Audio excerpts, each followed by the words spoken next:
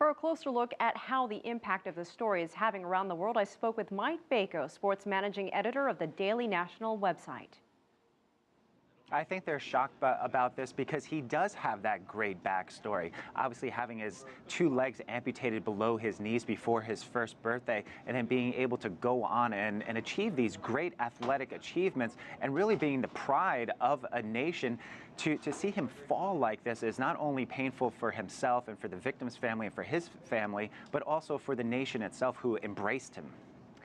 With the intense scrutiny around athletes, why do some of them wind up in violent situations?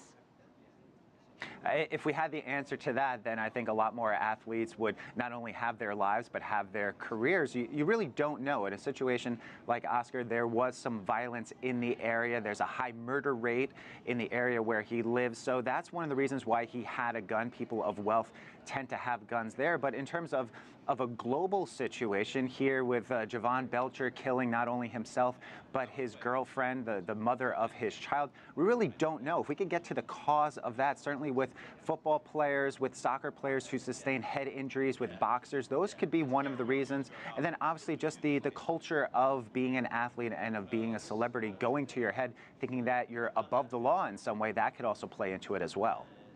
Regardless of what happens, if he ends up innocent, can he compete again? Will his brand be damaged?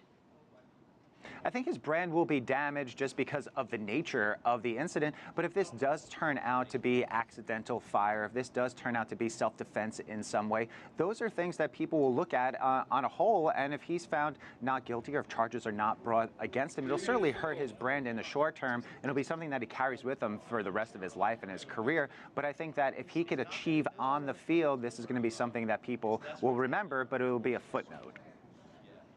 Is there anything else that you're hearing in the online world, in the sporting world, about this particular case?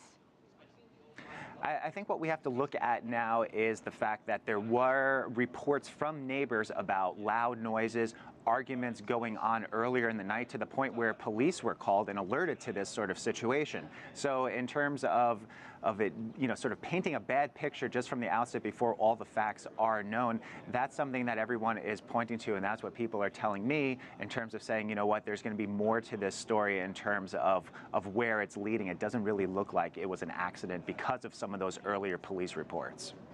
Okay, Mike Bako, thank you so much for your time and your insight.